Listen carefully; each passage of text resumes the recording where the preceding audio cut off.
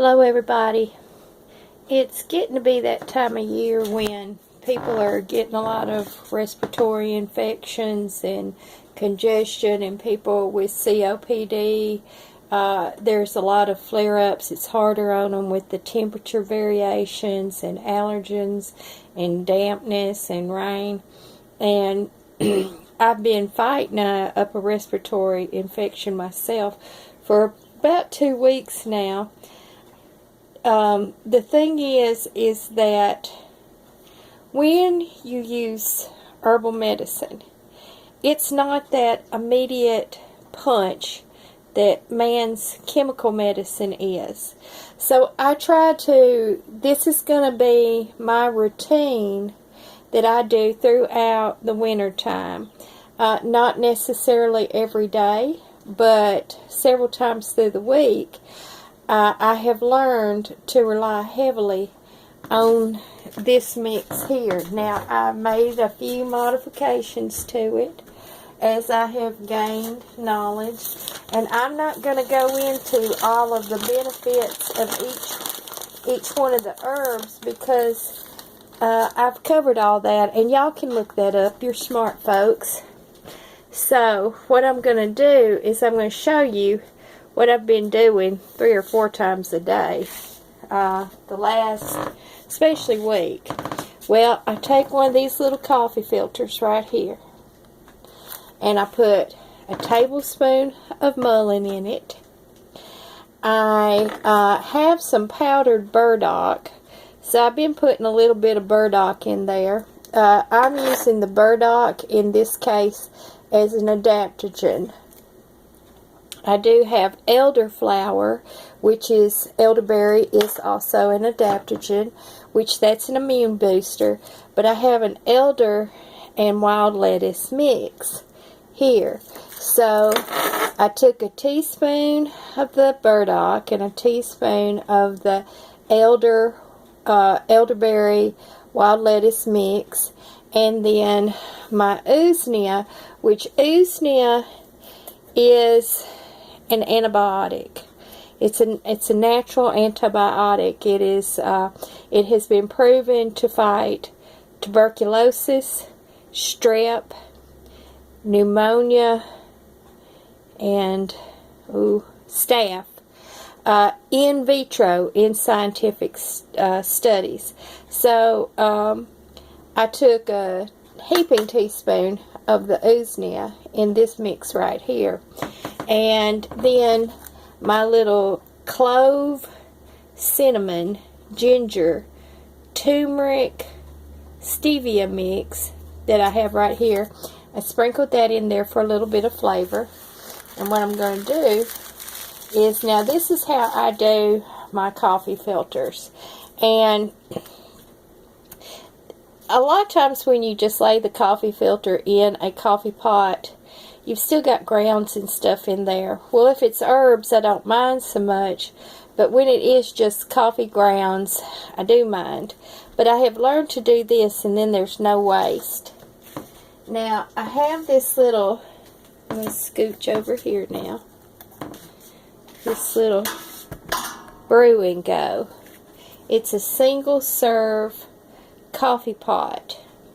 And it gets this done in less than a minute, just about. So what I do is I take my little ball, and I have a little cup that I keep preparations of different things in. All of this is my coffee. And then what I do is, with my coffee, I will also put one of these little herb bags in there to add herbal medicine to it. And this is just a little orange pekoe black tea generic mix I'm putting in there.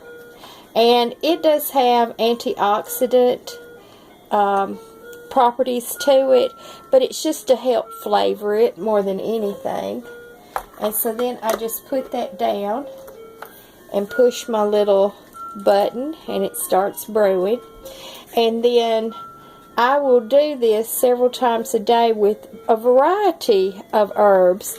And now the thing is if you can, get you, and I'm sorry, my little alarm clock thing is going off. It's time to pay bills, 6 p.m. every night.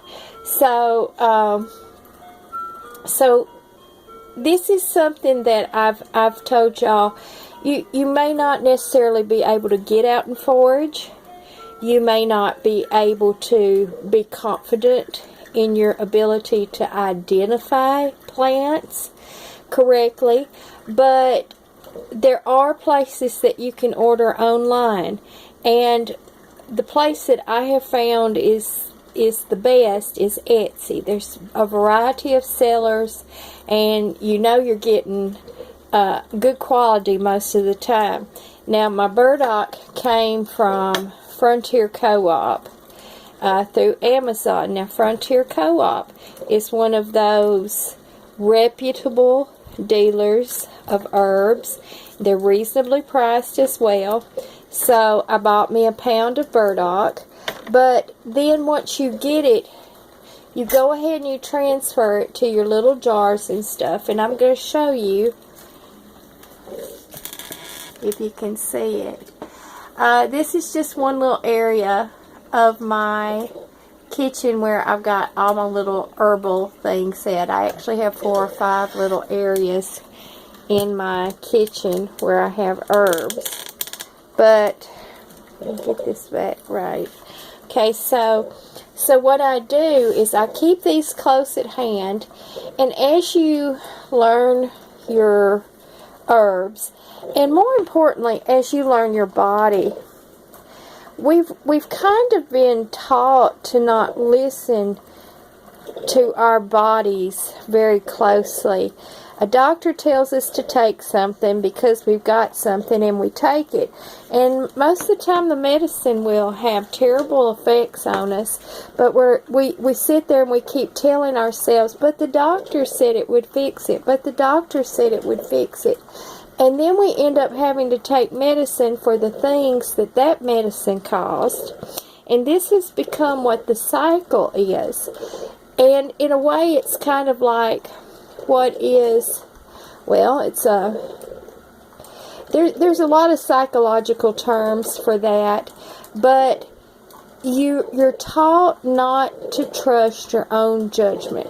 For example, a woman who is in an abusive relationship, or a man, or a child, and the child, let's say, is being beaten regularly, but then the parents say, it's okay, it's fine, everything's fine. And whenever they go out in public, they tell people, oh, everything's fine, it's fine, it's fine, it's fine. Then the child begins to not trust his own pain, his own perception, and we've been programmed, we've been reprogrammed from our natural intuition to know our bodies and to detect when something's wrong.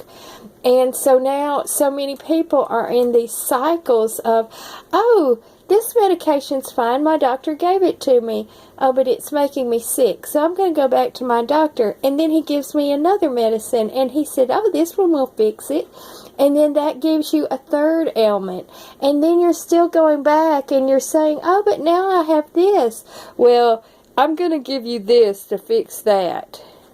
When all along, that first medicine was the problem.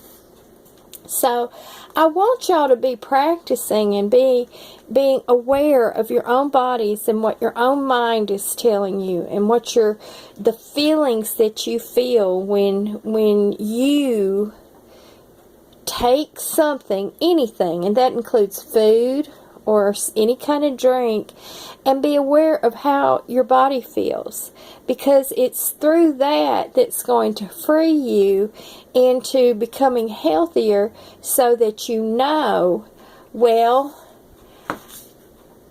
y'all know that my videos a week ago, I barely had a voice. I could barely talk, and you could hear me gasping for breath.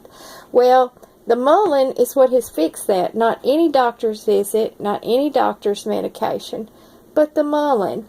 I often pair Mullein with Tulsi, That's holy basil. It's another great one for upper respiratory. So I often pair those two together. Then there's lemon balm. So sometimes I've got a little jar of lemon balm, so I put a little lemon balm in there. And the thing is to keep this continually going into your body, and there's no side effects. There's none. They're very, very, very, very extremely rare. You know, recently I've gotten the contact dermatitis from the Mullein, but I've lived a lifetime of not having any of that. But I can still drink it and take it and not have any problem. But then I get to breathe. Isn't that fun? I get to breathe. And not make weird noises when I'm breathing, which really irritates me. So pay attention to your bodies and start embracing these alternate medicines. And and this is purely a decision for your own selves, if you want to get off of chemical medicines, by all means go slow, especially if you've been on some for a long time or you're on some that are particularly hard medicines. Go very slowly in weaning yourself off, and then easily, just very carefully, have you a cup of tea. This is that simple. Now, I really don't care for tinctures or decoctions. I stumbled into that this last year in a way to try to get some medicine to people. I won't be doing that next year, but the best way to do this is through an everyday routine, and that's just with a cup of tea or a glass of tea. I generally make a glass of tea. Okay, my tea is done right there, and I sweeten it with honey or with stevia.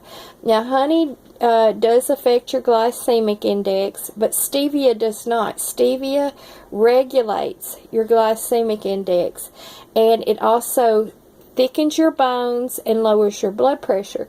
So I actually use stevia as a medicine because it is a plant that has proven itself over thousands and thousands and thousands of years in Asia.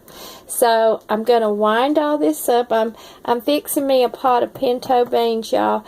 I had a ham bone left over from Christmas at my daughter's house.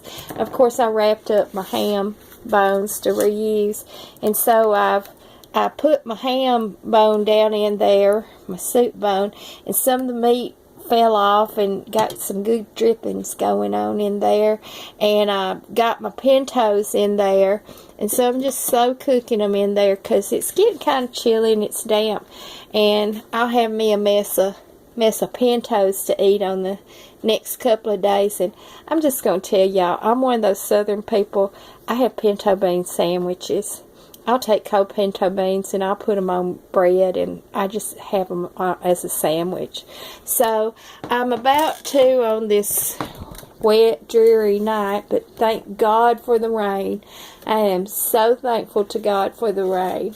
But I'm going to have my herbal tea, and I've already had some chicken soup. One of the things that I do, I hope my video don't end, this usnea is an emulsifier. It's a thickener, and they use this very common in Asia just as a thickener into stews and soups and things like that.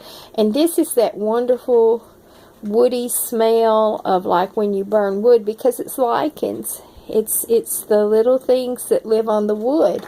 And so I often sprinkle the usnea in my soups, and I'm going to put some in the beans because it's a thickener, but I still get the medicine benefits, and I have that wonderful warm smell.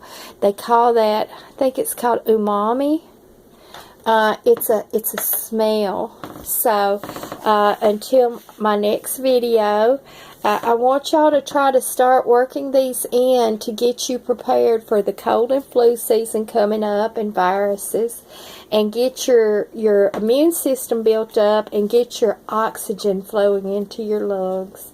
And until next time, Have a wonderful evening, and God bless you all. Goodbye.